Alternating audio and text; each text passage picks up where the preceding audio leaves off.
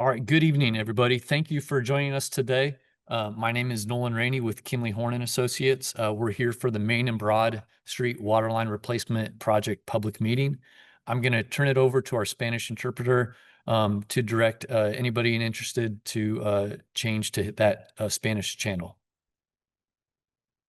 Thank you so much. Yes, my name is Murtado.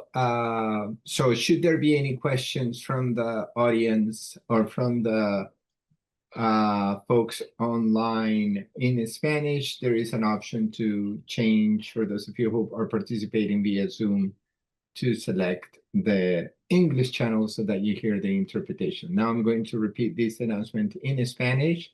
For those of you who are here and want to participate in Spanish, por favor vayan al canal de interpretación de español. Hay una, si no están aquí, quieren escuchar la grabación va a salir en español. Pero si quieren, hay un mundo en la parte inferior de la pantalla donde pueden elegir español y participar completamente de esta sesión en español. Cualquier pregunta también la pueden hacer y le redirigimos a alguien que les pueda ayudar en español. Muchas gracias. Back to you, Joy, for the interpretation setup.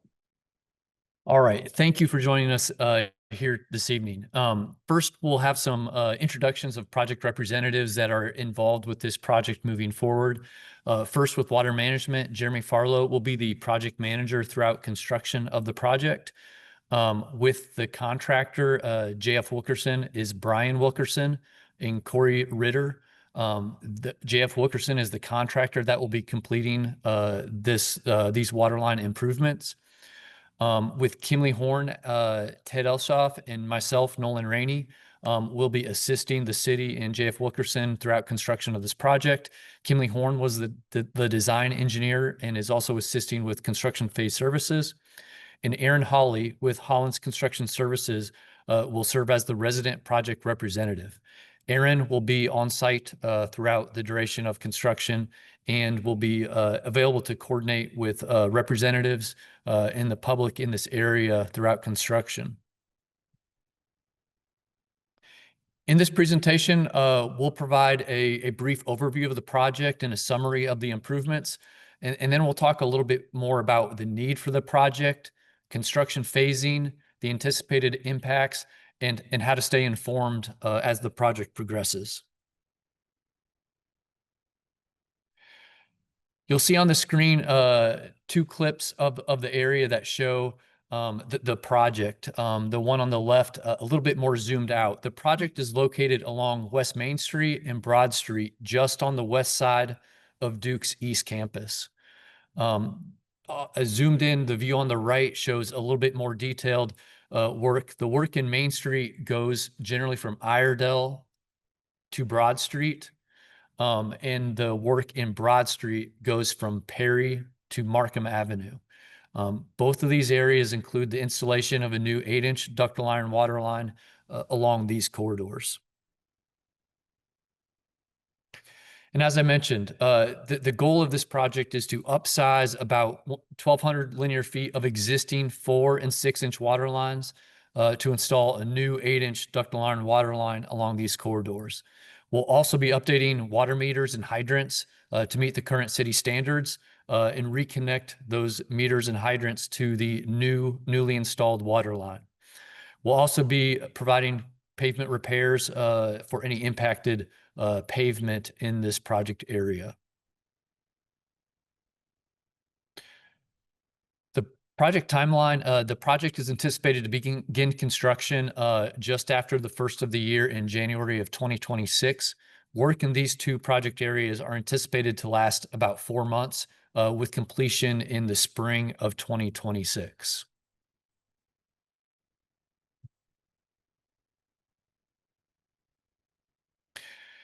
And then briefly, why this project is needed. As I mentioned, we are replacing about 1,200 feet of 4-inch and 6-inch cast iron water lines in these areas. The cast iron water lines are dated from the early 1900s and have served a great use over their life cycle. However, replacing those with larger 8-inch ductile iron water lines, which are the standard of a water line that's installed today, will improve reliability, for users and for the city to minimize repairs that are needed for failing infrastructure. And so improving the reliability of that water infrastructure. I'm going to turn it over to Ted now to share a little bit more information about the project.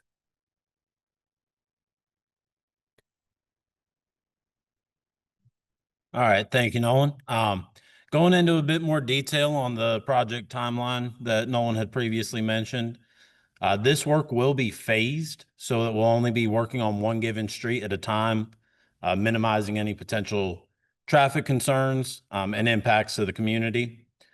The work is going to begin in early January on Broad Street, and once we have those 2 blocks of Broad Street completed towards the end of March, crews will move to the portion of the work on Main Street.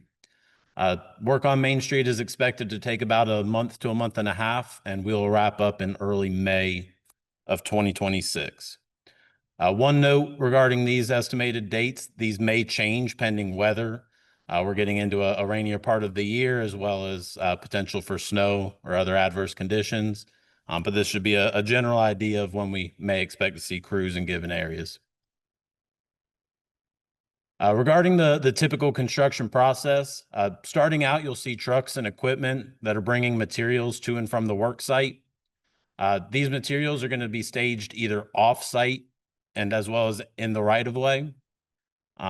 Crews will make multiple passes through the project corridor. So what that means is they will get the water main installed, and then you will see them return to previous work areas to make service reconnections after that water main has been installed and tested. A little more detail on that, the water service reconnection process. Again, they will get the water main installed and tested in each phase that we looked at just before. Once the water main has been tested, they will switch over all the services to the new water line. And then those new water meters will be placed at the right-of-way line. Contractors will be working within the right-of-way and easement locations only. After the water line has been installed, there will be temporary asphalt patch put down until final restoration of the streets can be completed. And during construction, you should expect to see phased lane or road closures with flaggers or detours for active work areas. Continuing off that topic, a few pictures here to show what that process will look like. So you'll see crews excavating a trench and again, installing those materials that you see staged in the right-of-way. And then they'll continue with backfilling, restoring the pavement, and cleanup of the site. We also want to talk about safety during this project. Safety is paramount for workers and the public. Please make sure that you keep out of the work area and remain behind any construction barriers that you observe. A traffic control plan for this project has been submitted to and approved by NCDOT. And then again, road and lane closures will be restricted to active work areas. So that ties in a little bit to that phasing we talked about, that we'll be keeping our traffic control disturbances to one work area at a time. Some additional detail on those traffic and pedestrian impacts. We will be maintaining two-way traffic throughout construction with the use of flaggers. Particularly for work along Broad Street, it is worth noting that will involve some closures of the on-street parking. With that, we will maintain local access to all driveways throughout construction. So there's several businesses along that corridor. We'll maintain access either through phasing across the driveway or through the use of road plates. And additionally, we'll make sure that we're coordinating in advance any parking closures that are needed so we can minimize our impacts in the community. This is also a very pedestrian heavy area. That said, the work within the sidewalk is fairly limited, but you should expect to see some occasional sidewalk closures and pedestrian detours. Impacts anticipated for businesses and residents in the area. Again, we'll see some lane closures while maintaining access to all of those facilities, but there will be some noise during construction. These impacts are unavoidable, but we will do everything possible to minimize those impacts. The typical work hours are generally 7 a.m. to 7 p.m. However, on occasion, there may be some night work necessary. And then impacts related to those water service reconnections we mentioned previously. There may be some very brief service interruptions required to change over new meters to the new water main. Any of those interruptions will be coordinated with you at least 7 days in advance. So with all that, what can you expect to see in the coming months? We're continuing to send out notifications, and we will continue to update the project website and biweekly and weekly emails to update on status as work gets started. As the contractor moves onto the site, you can expect to see some paint on the ground. This paint designates the location of existing utilities. We'll begin to set out traffic control signage as we prepare for work to begin. We'll distribute 7-day notifications prior to work in any given area. And lastly, as noted, construction will commence in January of 2026. This slide is not so much specific to this project, and is frequently more applicable on the residential customer side, but we all have water services. So this is regarding the lead and copper rules for water service from the EPA. Ownership of water services, the city owns and maintains the service line from the main up to the meter. This city-owned service will be replaced during construction up to the meter for this project in locations where the water main is being replaced. During construction, the contractor will investigate the existing materials of each of these water services, both on the city-owned side as well as the customer-owned side, and will report that information back to the city.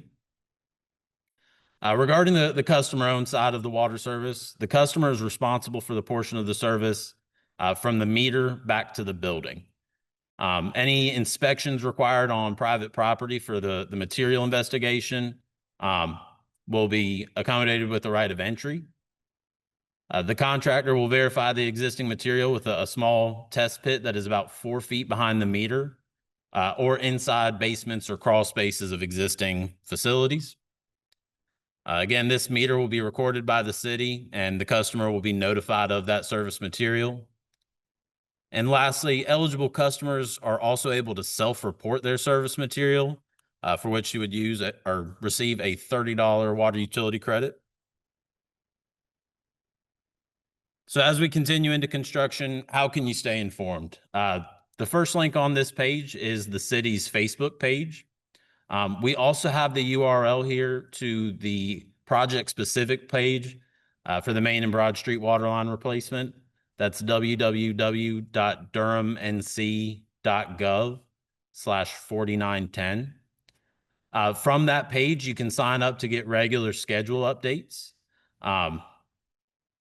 In addition, for on-site information, as Nolan mentioned, we will have Aaron Hawley on-site at all times. So feel free to reach out to him to ask questions. And then lastly, the project webpage that I mentioned previously does have contact information. Lastly, the QR code that you see at the bottom corner of this screen will take you to that project website. And that is the end of our presentation today. If there are any questions, please let us know. If I don't hear any questions in the next couple moments, we have contact information listed here to reach out to Jeremy Farlow with the city or Nolan Rainey with Gimli Horn.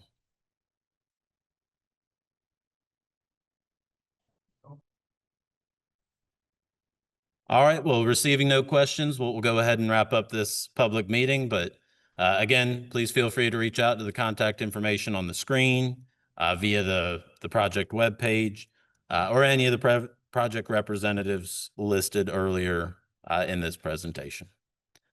Thank you very much.